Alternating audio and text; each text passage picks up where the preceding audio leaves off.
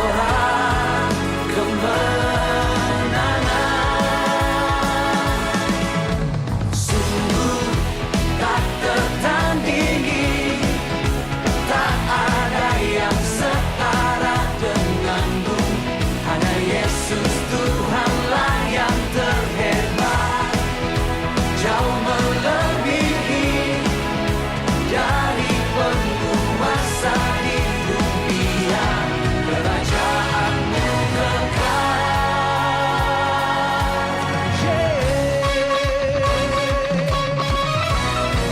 Haleluya. Pada siapa kau bandingkan perbuatannya yang heran? Nyatakan tak ada kerajaannya yang terbesar, tak akan tergoyahkan. Semua musuh pun gemetar,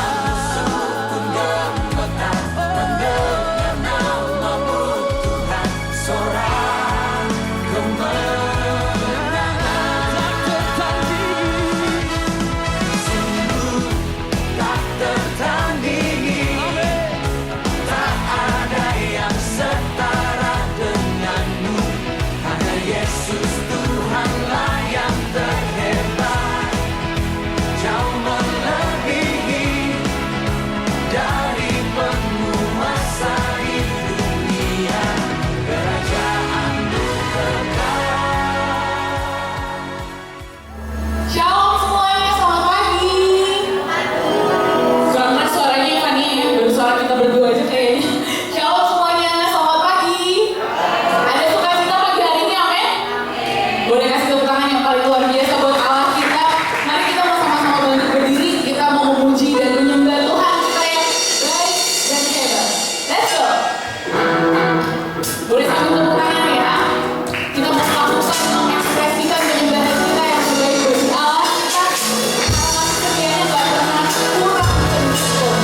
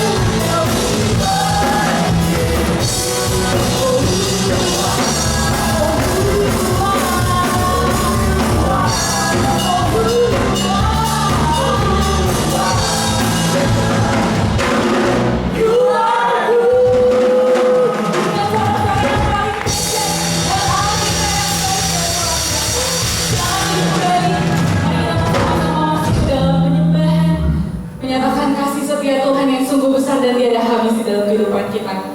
Mari setiap kita yang rindu mengalami kemenangan, mengalami mujizat, mengalami kuasa hadirat Tuhan, kita membuka hati kita sama-sama dan mengatakan,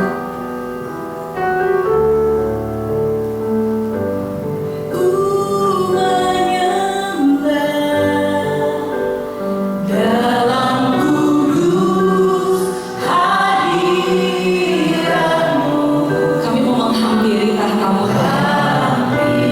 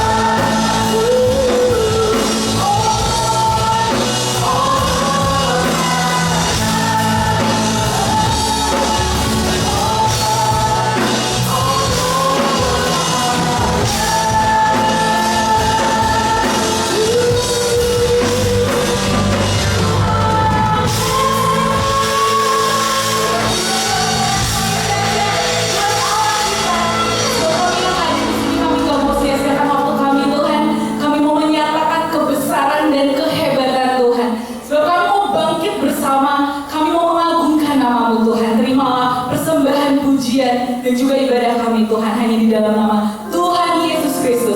Setiap kita yang percaya sama-sama katakan, lebih keras lagi katakan, amin, haleluya.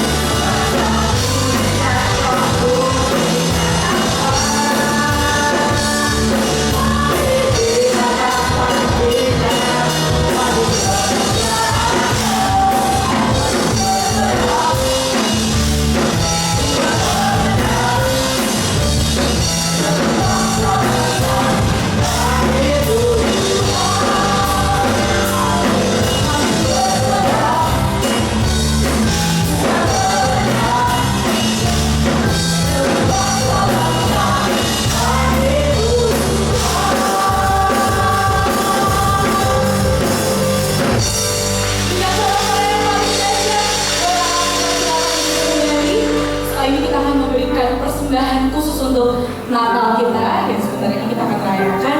Mari Bapak Ibu jemaat yang dikasihi Tuhan boleh mempersiapkan masing-masing persembahannya, dan para petugas boleh bersiap-siap juga. Mari kita bersatu dalam doa.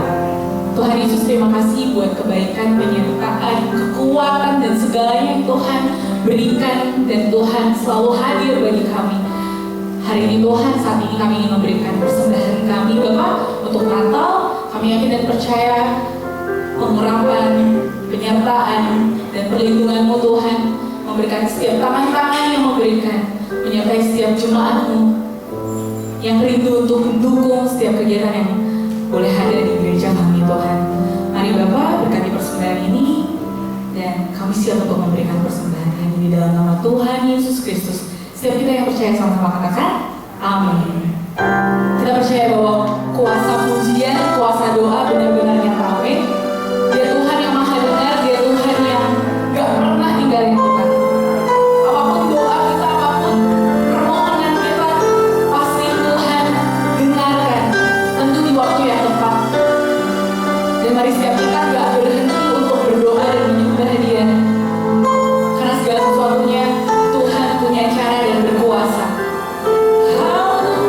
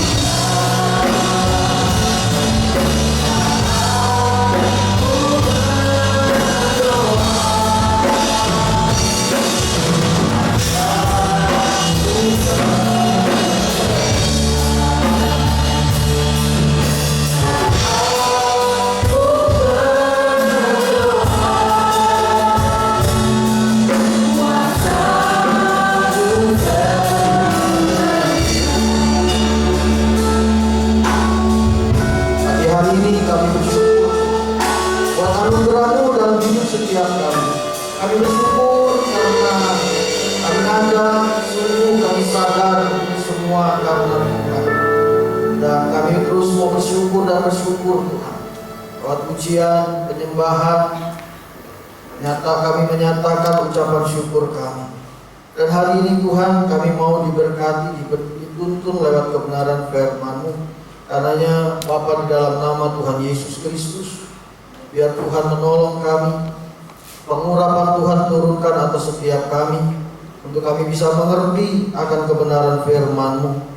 Dan biarlah setiap firman yang kami baca, yang kami pelajari, yang kami dengar pada hari ini, mampukan kami oleh pertolongan Tuhan sendiri untuk melakukannya. Kami yang terbatas, dan biar Tuhan yang tidak terbatas itu mengajar kami, menyatakan kebenaran firman-Mu buat setiap kami. Secara khusus hamba-Mu Tuhan, pakai menjadi perpanjangan tangannya Tuhan, perpanjangan suaranya Tuhan untuk menyampaikan isi hati Tuhan. Roh Kudus tolong kami. Kami bersyukur, kami siap di dalam nama Tuhan Yesus Kristus. Amin. Shalom. Baik, selamat pagi Bapak Ibu Jemaat yang dikasihi Tuhan. Hari ini kita bersyukur kepada Tuhan karena Tuhan yang membuat kita ada baik, sehat seperti saat ini.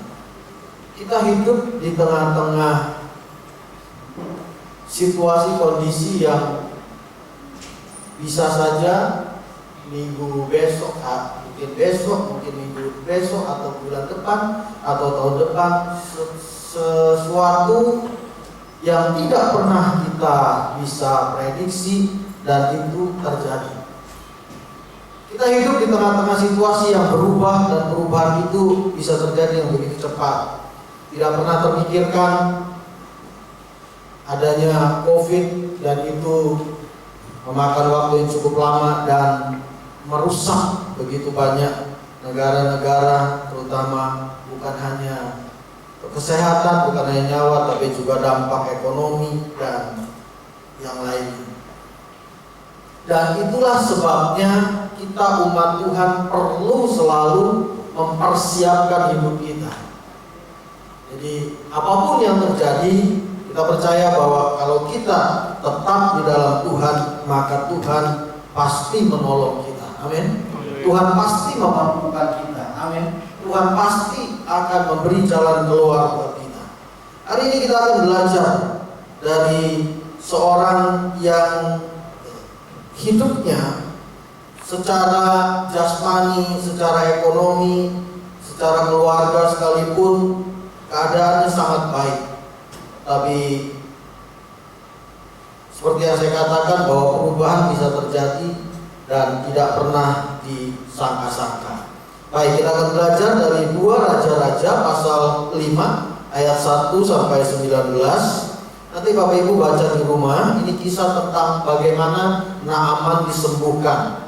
Jadi biar kita bisa lebih cepat, Bapak Ibu baca di rumah. Ayatnya itu bacaannya 2 Raja-Raja ayat 1 sampai dengan 19. Kalau Bapak Ibu mau baca juga satu pasal itu juga silahkan. Nanti di rumah ya. Baik. Hari ini kita akan belajar bagaimana sikap hati yang benar di dalam mempersiapkan hidup di tengah-tengah perubahan yang bisa saja terjadi begitu cepat. Baik. Hal yang pertama yang harus kita lakukan, untuk kita bisa siap. Kalau kita lihat bahwa seorang tentara, seorang pemain, atlet pun gitu, dia selalu harus memposisikan dirinya sebagai orang yang selalu siap. Jadi kalau kita lihat tuh di istana gitu, maksudnya ada tentara yang selalu posisinya siap. Dalam situasi kondisi apapun, mungkin dia capek, dia tetap harus siap, karena dia tidak boleh tidak siap. Nah, jadi yang pertama yang harus kita lakukan, apa yang harus kita lakukan di dalam hidup kita untuk kita bisa mengantisipasi bahkan mendapatkan jalan keluar ketika perubahan itu terjadi, masalah itu terjadi, hal yang pertama yang kita lakukan yaitu berjaga-jaga dan sadar dalam segala kondisi. Sebab itu baiklah jangan kita tidur. Orang yang tidur dia tidak sadar dan otomatis dia tidak berjaga-jaga. Seperti orang-orang lain tapi berjaga-jaga dan sadar. Nah, kan kita lihat dulu ayatnya. 2 Raja-Raja pasal 5 ayat 1 dikatakan Naaman, panglima Raja Aram adalah seorang terpandang di hadapan tuannya dan sangat disayangi. Jabatan Naaman, posisi Naaman ini sama dengan panglima TNI kita, Jenderal Andika Perkasa. Sama dengan Kapolri-nya kita, Jenderal Listio Sigit Prabowo. Jadi dia langsung di bawah presiden, langsung di bawah raja. Dan bukan hanya itu, dikatakan bahwa Naaman itu seorang yang terpandang di hadapan tuannya, yaitu raja, pada waktu Raja Ben-Hadad, raja negeri Aram. Dan kemudian tidak hanya terpandang karena dia jenderal bintang 4 kalau di sini, kalau di Indonesia, tapi dia juga sangat disayangi. Kenapa dia sangat disayangi? Firman Tuhan katakan sebab oleh dia, oleh Naaman, Tuhan, perhatikan baik-baik, Tuhan gitu. Itu sebetulnya bahasa aslinya tuh Tuhan, Tuhannya huruf besar semua. Itu artinya Tuhan semesta alam. Tapi Ibu kalau baca Alkitab, Tuhannya huruf besar semua itu gelar Tuhan yang tertinggi. Jadi keterbatasan manusia untuk menyatakan Tuhan alam, pemilik alam semesta, Tuhan di atas segala raja, di atas segala raja, Dia pencipta. Semua gelar itu yang baik, yang terhormat, yang termulia itu punya Tuhan, ditulis dengan Tuhan huruf besar semua. Nah, dikatakan oleh dia, oleh Naaman, Tuhan semesta alam telah memberikan kemenangan kepada orang Aram. Kita diingatkan bahwa segala sesuatu, baik orang percaya Tuhan maupun orang tidak percaya Tuhan, bangsa manapun, suku manapun, itu dikendalikan dan dikuasai oleh Tuhan. Ini penting buat kita. Itu sebabnya kenapa Alkitab katakan sebab oleh dia, Tuhan telah memberi kemenangan kepada orang Aram.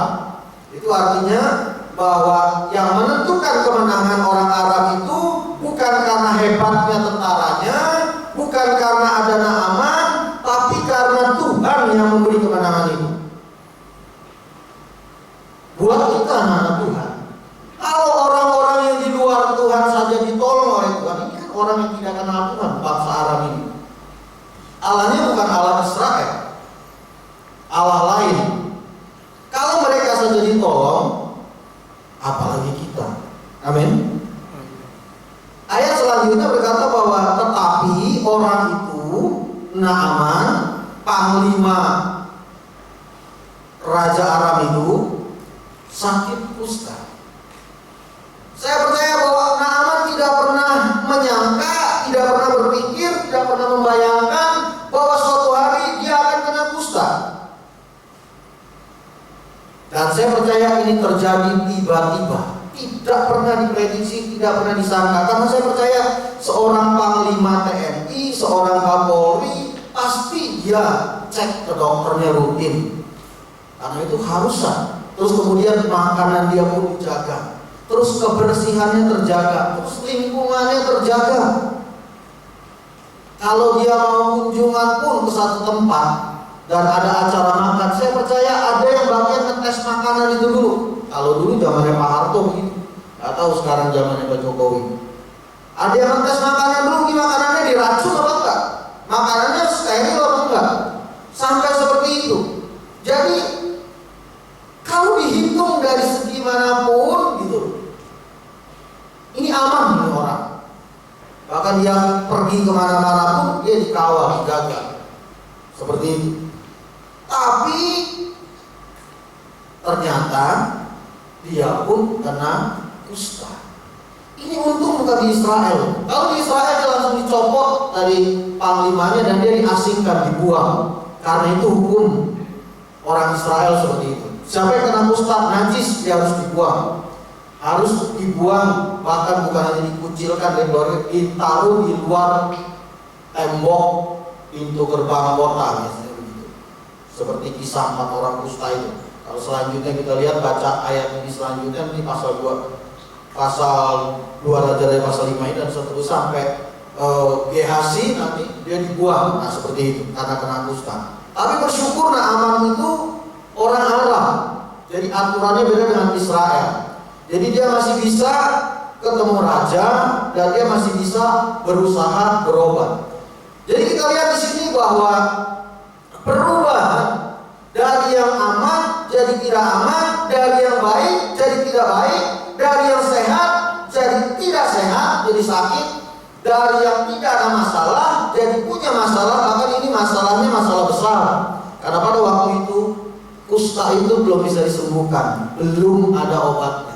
Saya percaya pada waktu dia hari pertama dia kena kusta, dipanggil tabib terbaik. Karena ini kan panglima kesayangan raja, orang yang sangat terpandang. Pasti tabib yang terbaik, obat yang terbaik. Kalau masalah mahal, kalau masalah harga, masalah duit, nggak ada masalah, nggak usah dihitung katanya begitu. Pokoknya yang terbaik tabibnya, obat yang termahal sekalipun dicari, dan Naaman berusaha untuk berobat di situ. Tapi sampai pada akhirnya toh belum sembuh juga. Jadi yang pertama, kenapa kita harus berjaga-jaga dan sadar? Karena kenyataannya jabatan, kekayaan, bahkan usia, tadi saya sudah bagikan Naaman itu siapa, kekayaannya, nanti kita akan lihat persembahan yang dibawa oleh Naaman. Sampai tadi malam saya hitung-hitung lagi sampai 3-4 kali, fantastis sekali. Bukan hanya miliaran nilainya, puluhan miliar persembahan yang dibawa. Jadi kalau dia buat persembahan buat dia menghadap Elisa aja sampai puluhan miliar, berarti kan hartanya kan lebih dari segitu. Kalau orang punya harta 1 miliar, nggak mungkin dia kasih nanti ke pendetanya 1 miliar. Dia buat berobat 1 miliar, belum semua, nggak mungkin. Nah, jadi yang pertama, mengapa kita harus berjaga-jaga dan selalu sadar? Karena kenyataannya, faktanya, jabatan, kekayaan, juga usia bukan jaminan semua akan aman. Tidak ada masalah, tidak akan sakit, tidak akan mati bahkan. Bukan berarti yang muda sehat terus, tidak. Berapa banyak sekarang orang 30 lebih, 35 udah kena stroke. Kenapa? Karena tidak berjaga-jaga, tidak sadar bahwa tubuhnya itu juga bisa sakit. Hal yang kedua, karena masalah kenyataannya selalu datang tiba-tiba, nggak permisi tuh masalah. Nggak pernah masalah tuh ngasih alarm dulu, lampu kuning dulu kedip-kedip, sebentar lagi merah, kayak kita di jalan, nggak begitu. Masalah tiba-tiba aja datang, sakit bisa tiba-tiba aja. Hampir seminggu lebih ini telinga saya nggak enak terus. Jadi kalau dengar nggak enak. Udah dikasih obat tetes ya masih. Dan itu terjadi tiba-tiba. Yang ketiga, kita harus sadar kemampuan kita dan kekuatan kita sebagai manusia itu terbatas. Terus kemudian, kalau kenyataan-kenyataan yang terjadi dan yang kenyataan-kenyataan lain itu masih banyak, maka yang harus kita lakukan adalah kita harus selalu sadar bahwa kita ini perlu Tuhan dalam segala hal, dalam segala kondisi, senang atau susah. Kenapa saya bagikan ini? Supaya kita selalu sadar bahwa kita ini perlu Tuhan. Karena kebanyakan orang Israel zaman dulu, kemarin kita baru bahas sama Pak Gus di Komsel, percaya Tuhannya itu karena melihat orang, atau umumnya kalau lagi keadaannya tidak baik, cari Tuhan. Kita harus sadar bahwa kita perlu Tuhan dalam segala hal dan dalam segala kondisi, senang atau susah, sehat atau sakit, baik atau tidak baik. Kebanyakan manusia tuh butuh Tuhan kalau dia udah susah, Dia sudah mentok, dia sudah sakit, tidak ada jalan keluar, baru cari Tuhan. Tidak boleh seperti itu. Harus cari Tuhan, perlu Tuhan. Seperti sekarang ini kita beribadah karena kita sadar bahwa kita perlu Tuhan. Cuma Tuhan yang bisa tolong kita. Cuma Tuhan yang bisa jagain kita non-stop. Cuma Tuhan, di dalam Tuhan kita aman.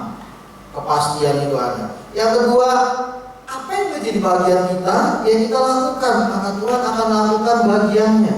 Tapi kan kebanyakan manusia ini nuntutnya bagiannya Tuhan. Tuhan kok nggak tolong, Tuhan kok nggak lakukan? Ya lakukan itu bagian kita. Waktunya ibadah kita ibadah, waktunya doa kita doa, waktunya baca firman kita baca firman, renungkan firman. Sekarang ini yang mulai hilang di umat Tuhan, baca firman. Padahal itu penting Bapak Ibu, penting sekali. Yang ketiga, kita harus beribadah dengan sungguh-sungguh, tidak dengan asal-asalan. Karena ibadah kita itu dicatat oleh Tuhan di kitab Maleakhi. Semua tertulis, tidak ada yang tidak tertulis. Jadi Tuhan perhatikan kesungguhan kita, keseriusan kita, Tuhan perhatikan.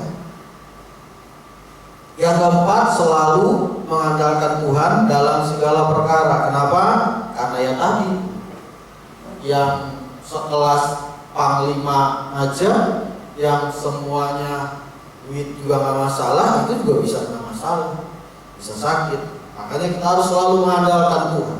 Jadi artinya segala sesuatu ketika kita apapun kita harus ingat, tanya Tuhan, menghadap ke Tuhan, ingat ke Tuhan, dahulukan Tuhan, itu mengandalkan Tuhan. Kenapa Daud itu dicintai oleh Tuhan? Karena Daud itu selalu mengandalkan Tuhan. Dia pergi berperang selalu tanya Tuhan. Dia mau kejar musuh selalu tanya Tuhan dulu. Boleh nggak Tuhan ini dikejar? Salah satunya ketika Siklak dia dibakar habis-habisan tempatnya, istrinya ditawan. Dia tanya Tuhan, bisa nggak aku kejar Tuhan? Selalu tanya Tuhan, mengandalkan Tuhan. Jadi yang pertama kita harus berjaga-jaga dan sadar. Yang kedua, dalam hidup ini kita harus belajar menghargai setiap orang, siapapun mereka. Kenapa saya pakai kata belajar menghargai setiap orang? Karena kita nggak otomatis bisa. Manusia tuh gampang lupanya, gampang berubahnya. Situasi, keadaan, kita ngobrol dengan orang-orang, bisa saja kita berubah. Karenanya kita selalu belajar menghargai setiap orang, siapapun mereka. Ini penting Bapak. Kenapa? Karena kita tidak tahu Tuhan tolong kita melalui siapa. Kita tidak tahu Tuhan pakai siapa yang akan menuntut kita ke arah pertolongan Tuhan. Kita lihat dulu ayatnya. Ayat 2 dan 3. Ayat 2 dan 3 kita baca sama-sama. Ayat 2 Raja-Raja pasal 5 ayat 2 dan 3. Orang Aram pernah keluar bergerombol dan membawa tertawan seorang anak perempuan. Seorang anak perempuan, berarti dia masih anak perempuan ya, masih anak. Dari negeri Israel, ia menjadi pelayan pada istri Naaman.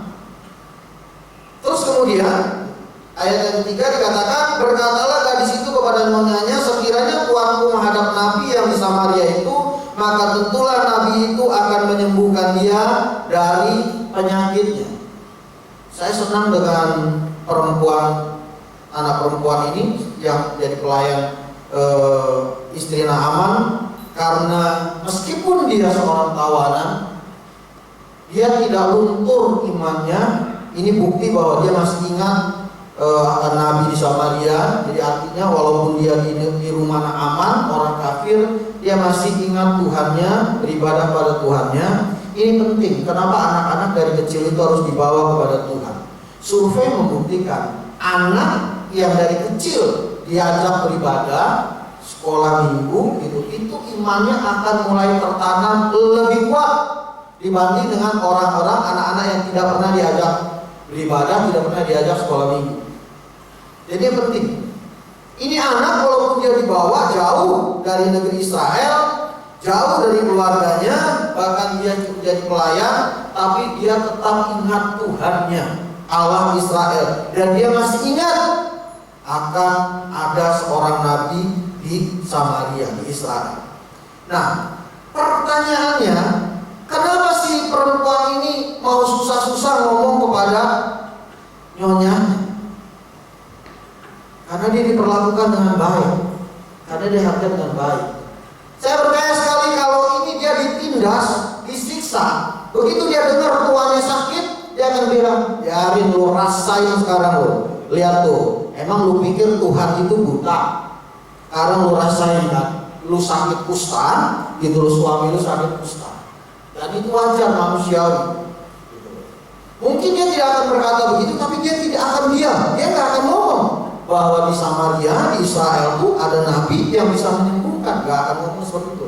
Kalau dia diperlakukan tidak baik, kalau dia tidak dihargai, itu sebabnya kenapa kita harus belajar menghargai orang lain, siapapun mereka.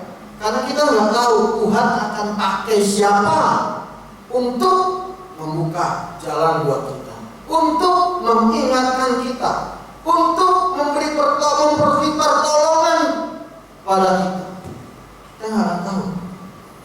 Termasuk mungkin di keluarga kita yang kurang kita hargai dan kita anggap biasa.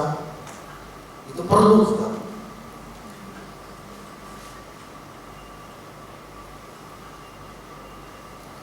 Kenapa kita harus belajar terus menghargai setiap orang? Slide berikutnya.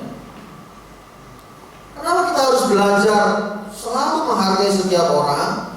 Karena kebiasaan buruk manusia pada umumnya, ini banyak sebetulnya, saya cuma kasih 4 gitu ya. Yang pertama, manusia menghargai orang biasanya karena ada apanya. Betul apa betul? Ya apa iya? Karena ada apanya. Kalau ada hartanya, ada jabatannya, gitu. Biasanya orang lebih menghargai. Jadi manusia itu biasa menghargai karena ada apanya, bukan apa adanya. Kalau Tuhan itu menghargai kita tuh apa adanya. Lo mau miskin, lo mau kere, lo mau pemulung, mau tinggal di kampung tetap dikasih Tuhan. Memang kita nggak bisa, belum bisa seperti itu. Makanya saya bilang kita belajar menghargai setiap orang. Makanya saya pakai kata belajar. Jadi kita harus terus belajar menghargai setiap orang. Pelajaran dari Naaman jelas. Kalau saja dia memperlakukan perempuan pelayan itu yang dia tawan itu tidak baik, maka perempuan tidak akan kasih tahu dia. Saya yakin itu. Ngapain kasih tahu orang dia juga udah ditindas. Dan ini pelajaran mengingatkan kita supaya kita juga menghargai semua orang apa adanya mereka, bukan ada apanya. Yang kedua, manusia biasanya suka membeda-bedakan dalam memperlakukan orang lain, itu biasa. Dan saya berdoa, saya berharap supaya di sini kita ini ya, cuma Tuhan jangan ini. Saya sering tuh, berapa kali saya lihat gitu ya, mbak gitu ya, cuma diajak makan ke McD atau apa gitu ya, mbaknya cuma ngeliatin duduk.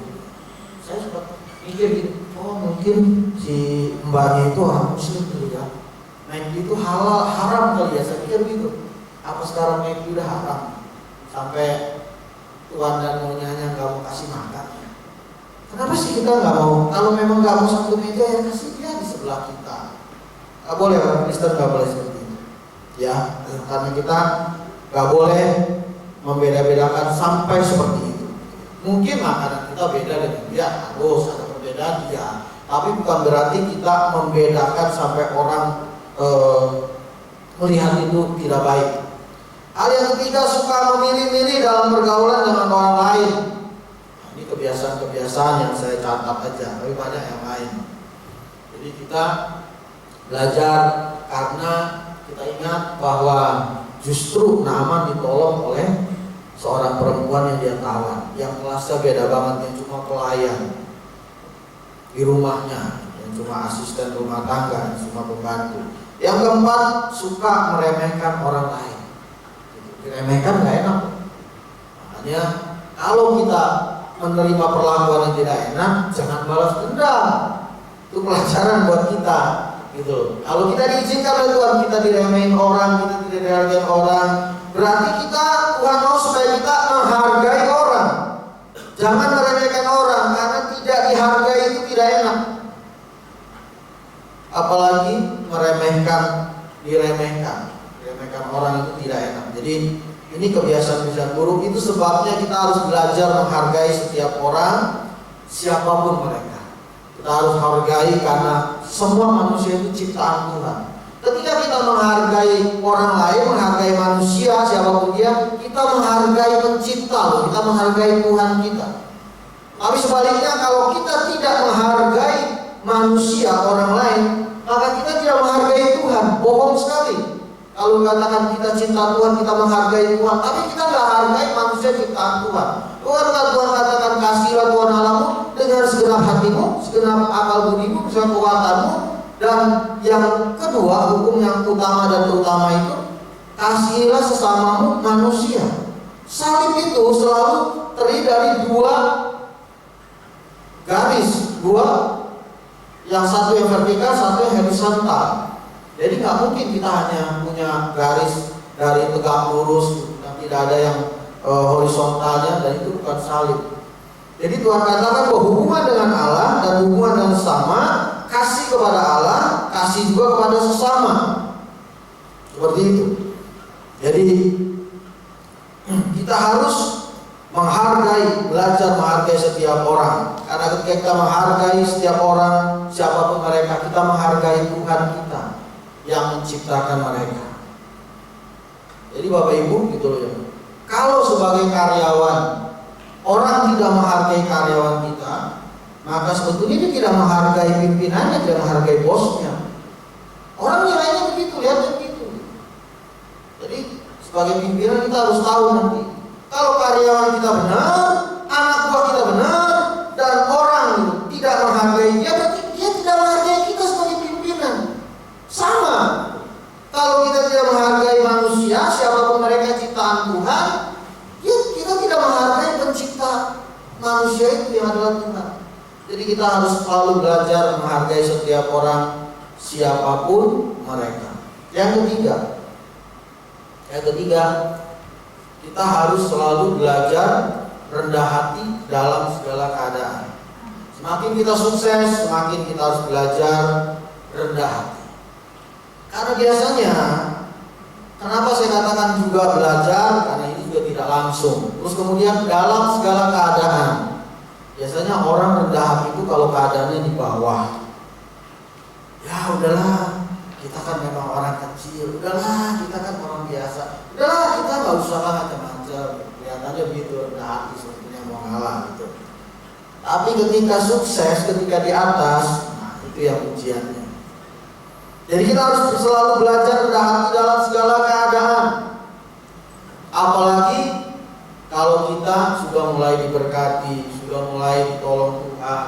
Ingat tuh baik-baik, untuk kita selalu belajar rendah hati dalam segala keadaan.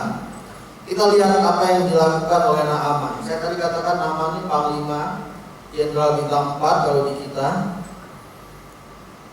Atasan dia cuma presiden, cuma raja. Jadi posisinya tinggi sekali. Nah saya bacakan ya ayatnya. Sebelum ayat itu saya bacakan dulu.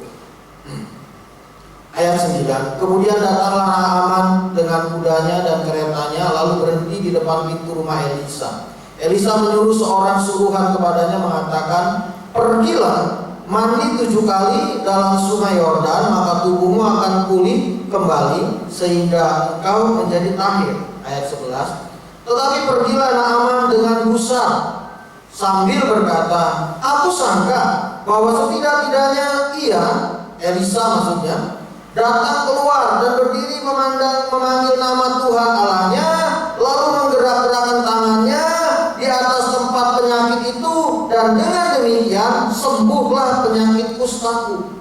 Bukankah Abana dan Parpar, sungai-sungai Damsyik, lebih baik dari segala sungai di Israel? Bukankah aku dapat mandi di sana dan menjadi tahir? Kemudian berpalinglah Naaman dan pergi dengan panas hati. Kelihatannya wajar Naaman marah, karena kebiasaannya dia dihargai, dia dihormati. Ini Naaman datang, begitu tiba dikasih tahu kan, sebelumnya Elisa udah dikasih tahu. Raja Aram kirim surat kepada Raja Israel sampai Raja Israel mengoyakkan bajunya, pakaiannya gitu loh. Karena Raja Israel pasti nggak bisa menyembuhkan dan ini bahaya. Terus kemudian setelah Elisa bilang dia akan bantu gitu loh ya. Nah Elisa kan berarti udah tahu. Begitu datang pun kan rombongan namanya panglima, itu kan nggak langsung panglima di depan, pasti pengawal dulu yang sampai. Pengawal sampai, kereta-kereta sampai, dan itu banyak. Saya hitung persembahannya aja, itu kan 10 sikal perak, 10 talenta perak ya. Itu 1 talenta itu 34 kilo. Jadi kalau kali 10 340 kilo. Terus 6.000 sikal emas. 1 sikal itu sekitar 11 gram lebih lah, 11,4 kata kamu soal kita. Jadi saya hitung-hitung itu gitu loh. Itu ada 68 kilo emas. Jadi maka tadi saya bilang kan, jumlah persembahan yang dibawa oleh Naaman kepada Elisa itu fantastis sekali jumlahnya.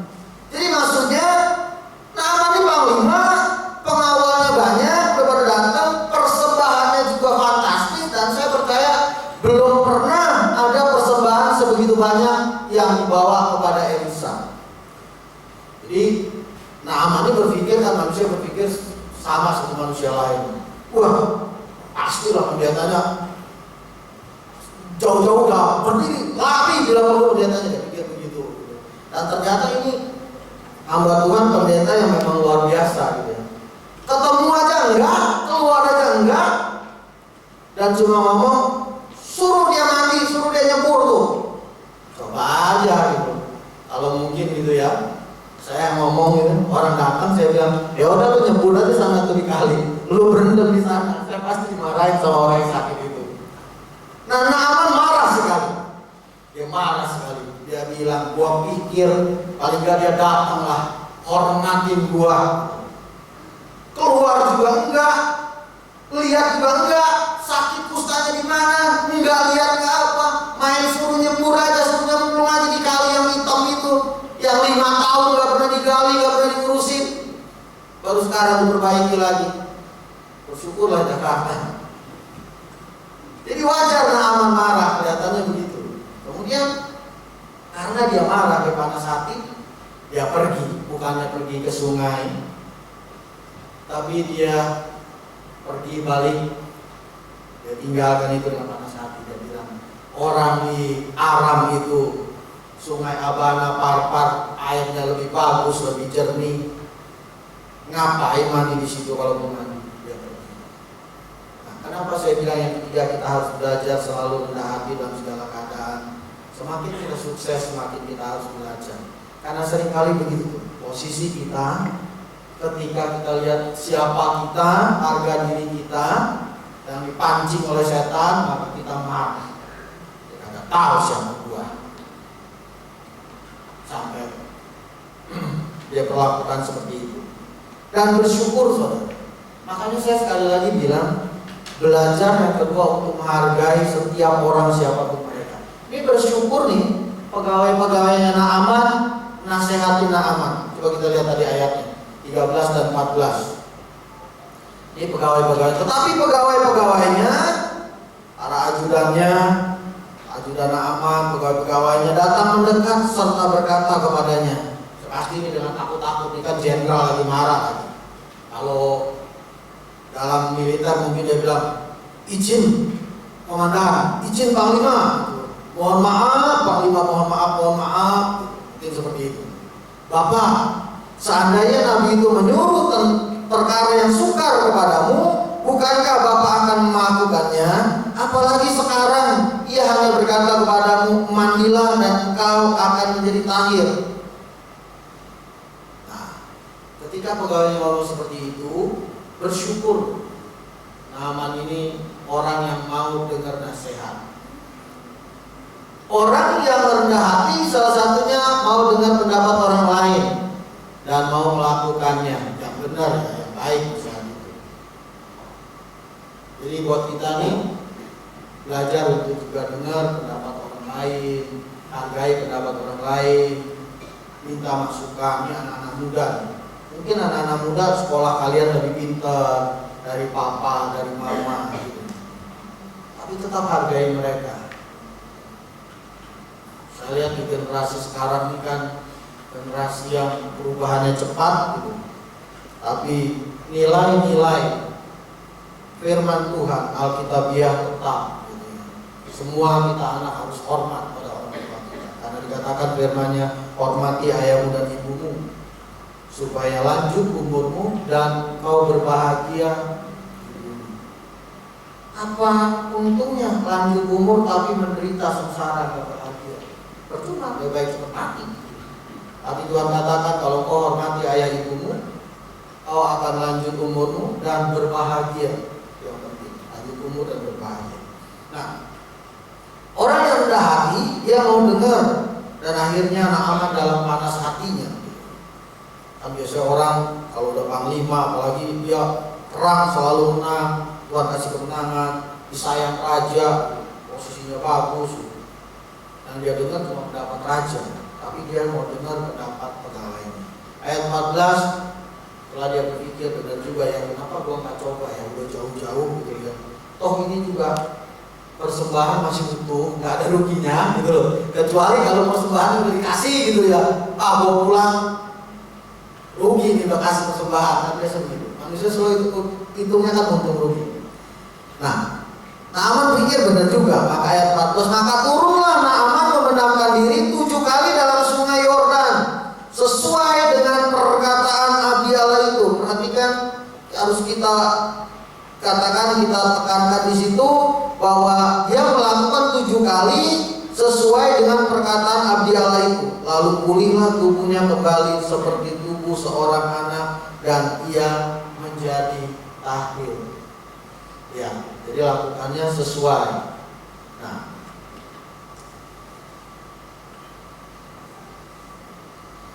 mengapa sih kita harus selalu belajar rendah hati?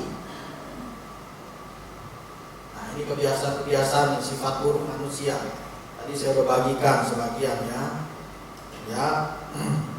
Sombong. Manusia itu memang udah sifat bawaannya dari sono itu sifat dosa. Sombong. Warisan dosa turun temurun sombong. Jadi untuk mengalahkan sombong ya kita belajar rendah hati. Yang kedua, cepat marah, cepat emosi, apalagi posisinya kayak tadi. Selalu mau dihormati dan dihargai. Kan Naaman bilang, aku pikir paling gak dia keluar nyambut gua, nongol juga kagak. Siapa lu? Lu kan cuma hamba Tuhan, terkenal di Israel. Tapi kepadanya terkenal, misalkan begitu ya. Misalkan gitu. Karena dia selalu mau dihormati dan dihargai. Itu manusia pada umumnya seluruhnya. Yang keempat, biasanya manusia itu mengandalkan jabatan, mengandalkan hartanya, uangnya, posisinya gitu. Seperti saya bilang tadi, persembahan yang dibawa itu fantastis. Jadi dia pikir gitu, lu lihat persembahan gua juga pasti udah mata lu udah terbelalak gitu. Masa lu sekarang keluar aja enggak? Jadi hari ini kita belajar bahwa Naaman bisa dapat jalan keluar, bisa ditolong oleh Tuhan gitu. Dan kita belajar 3 hal. Perubahan tidak bisa kita hindari. Dan yang kita harus antisipasi adalah perubahan yang tidak baik, yang kurang menyenangkan. Yang harus kita antisipasi. Dan untuk kita pastikan kita dapat jalan keluar, dapat pertolongan Tuhan, ya tadi 3 hal tadi yang harus kita pastikan. Kita harus selalu berjaga-jaga dan sadar kita perlu Tuhan, kita perlu sekali Tuhan. Itu sebabnya kita harus selalu terhubung dengan Tuhan, harus selalu mengandalkan Tuhan. Yang kedua, kita hidup itu tidak bisa sendiri. Karenanya kita perlu sekali belajar menghargai setiap orang, siapapun mereka. Dan yang ketiga, yang terakhir gitu ya, kita harus selalu belajar rendah hati dalam segala keadaan. Kalau mungkin kita sering suka mengalami di mana orang kurang menghargai, ya kita belajar bahwa tidak dihargai itu tidak enak, dan kita belajar untuk menghargai orang lain. Karena saya percaya sekali apa yang kita tabur pasti kita tuai. si Naaman, saya percaya, dan istrinya menabur yang baik, terutama kepada pelayannya, para pegawainya. Dan saya percaya Naaman ini orang baik. Makanya dia dikasih kemenangan oleh Tuhan, disayang oleh pimpinannya, disayang oleh pegawainya. Itu kan pegawainya, tapi resikonya kan dia dimarahin loh. Orang lagi marah begitu, jenderal lagi marah, terus bertentangan pendapatnya dan kemauannya. Tapi karena dia tahu bahwa Naaman orang baik, panglima yang baik, dan akhirnya dia berani ngomong. Dan saya percaya bahwa apa yang kita tabur itu pasti kita tuai. Jadi hari ini kita belajar untuk kita selalu berjaga-jaga, selalu sadar, dan belajar selalu menghargai orang lain siapapun mereka. Dan ketiga, kita belajar untuk selalu rendah hati. Saya percaya apapun situasi kondisi yang akan berubah dalam hidup kita, kalau kita melakukan ini, memiliki sikap hati yang benar, pertolongan Tuhan, jalan Tuhan pasti akan kita dapatkan. Mari kita bangkit berdiri, kita tunduk kepala. Terima kasih Tuhan. Terima kasih Tuhan Yesus. Terima kasih Tuhan. Terima kasih Tuhan.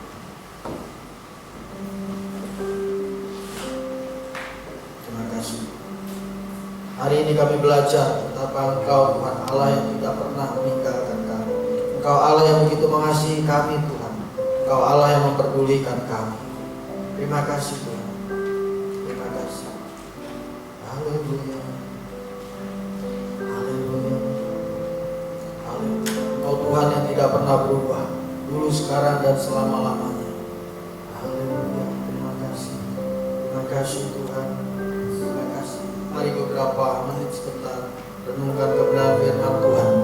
Kalau ada orang-orang yang mungkin menyakiti hatimu, tugas kita adalah mengampuni mereka. Jangan simpan kemarahan, jangan simpan sakit hati, jangan simpan kebencian. Siapapun mereka, ampuni mereka, bereskan. Karena Tuhan mau supaya hatimu bersih. Tuhan mau supaya hati kita, hatimu, hatiku bersih. Dan ketika hati kita bersih, maka firman-Nya berkata bahwa tangan Tuhan tidak kurang panjang untuk menolong kita. Telinganya bukan tidak mendengar akan seruan doa kita, tapi yang menjadi penghalang adalah kesalahan, dosa-dosa. Dan kalau ada kesalahan dan dosa, mari bereskan di hadapan Tuhan, biar pertolongannya turun dalam hidup setiap kita. Haleluya. Terima kasih. Engkau baik, Engkau baik, Engkau baik. Haleluya. Haleluya. Kami sadar Tuhan bahwa kami perlu Tuhan. Kami sadar Tuhan bahwa banyak dari hidup kami salah di dalam berhubungan dengan orang lain. Kami salah dalam berkata-kata dengan orang lain, terutama orang yang di bawah kami, orang yang lebih statusnya, jabatannya mungkin di bawah kami. Seringkali kami kurang menghargai mereka. Bahkan Tuhan, kami kurang rendah hati. Tapi hari ini Tuhan, kami minta ampun, kami mau diperbaiki, kami mau dibaharui, kami mau Tuhan belajar terus Tuhan untuk menyenangkan hati. Kebenaran-Mu mengingatkan kami Tuhan bahwa menghadapi situasi yang kapan saja bisa terjadi perubahan, dari yang baik jadi yang tidak baik, dari yang aman jadi kurang aman. Tapi kami percaya Tuhan, kalau kami memiliki sikap hati yang benar, kami selalu terhubung dengan Tuhan, kami selalu mengandalkan Tuhan,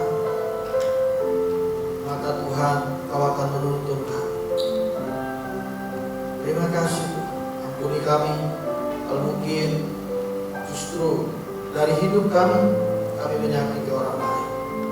Kami tidak jadi berkat, tapi malah kami jadi batu sandungan. Ampuni kami Tuhan, dan mampukan kami untuk kami berubah. Kami mau jadi berkat, sebab hidup kami adalah surat terbuka, surat Kristus yang terbuka, yang bisa dibaca oleh setiap orang. Terima kasih Tuhan. Terima kasih materaikan kebenaran firman yang sudah kami dengar, dan mampukan kami jadi pelaku firman. Terima kasih Tuhan, Di dalam nama Tuhan Yesus Kristus kami bersyukur, kami berdoa. Haleluya. Amin. Kami bersyukur kepadamu ya Tuhan.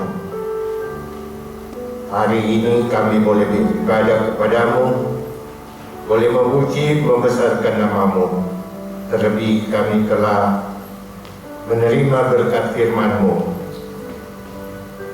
Terima kasih Tuhan buat berkat firman-Mu, biarlah Engkau meteraikan sehingga boleh kami mengerti dan terlebih melakukannya dalam kehidupan kami. Engkau berkati hamba-Mu, Pak Frans, biarlah hikmat marifat-Mu boleh menyertai hamba-Mu ini, dan Engkau juga berkati seluruh keluarganya. Terima kasih Tuhan. Kami juga ingat hari ini rombongan yang melakukan KKR telah selesai dengan ibadahnya di Langwan dan sedang perjalanan kembali ke Manado untuk selanjutnya KKR pada nanti malam. Biarlah Tuhan Engkau menyertai Bapak Gembala kami, Pak Titus, juga seluruh rombongan, sertai dalam perjalanan, dan biarlah Tuhan hikmat marifat-Mu boleh menyertai hamba-Mu ini, sehingga dalam pelayanan di kota Manado, kemuliaan Tuhan boleh nyata. Terima kasih Tuhan, terima kasih Yesus. Kami juga berdoa untuk beberapa saudara kami yang minggu lalu berulang tahun. Saudara Maxim, Stephen Sugiono, Jason Sugiono, Pinkan Susanti, dan kemarin Chelsea Remel Yesaya. Ya Tuhan, kami berdoa mengucap syukur Tuhan telah pelihara mereka selama setahun, dan begitu juga Tuhan pada tahun yang mendatang. Biarlah kasih anugerah kemurahan Tuhan menyertai saudara-saudara kami, sehingga kehidupan mereka boleh menjadi berkat dan boleh nyata bahwa Tuhan yang menyertai menjadikan mereka sukses. Terima kasih Tuhan. Kami juga berdoa ya Tuhan secara khusus, di mana kami mendengar berita COVID yang sepertinya sudah mau berakhir, tetapi ada varian baru XBB yang dikatakan sangat menular. Biarlah Tuhan Engkau mau menjaga seluruh jemaat, seluruh umat Tuhan. Biarlah kami boleh terhindar dari varian baru ini. Begitu juga anak-anak kami, cucu-cucu kami, dengan adanya peningkatan kasus gagal ginjal akut.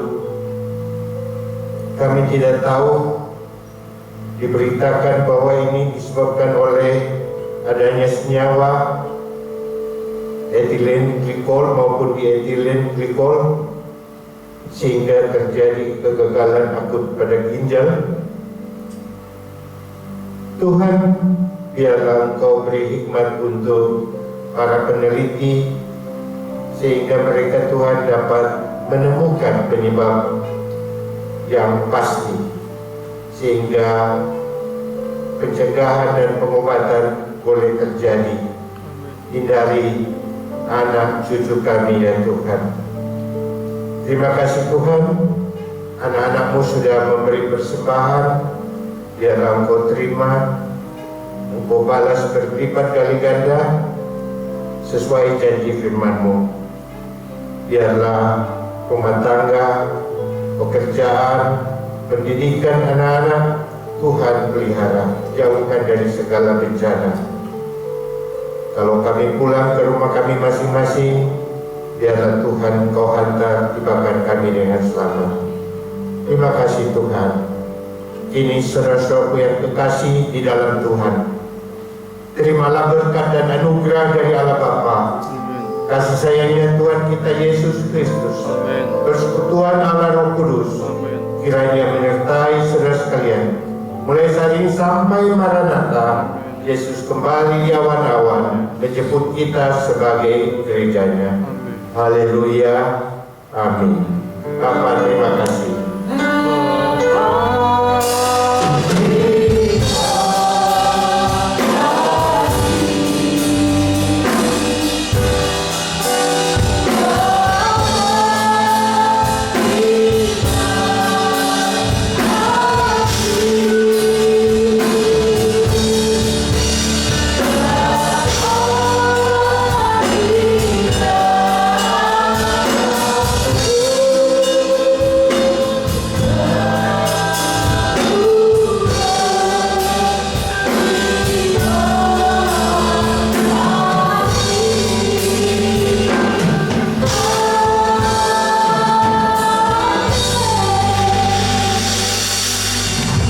Selamat siang, Tuhan memberkati.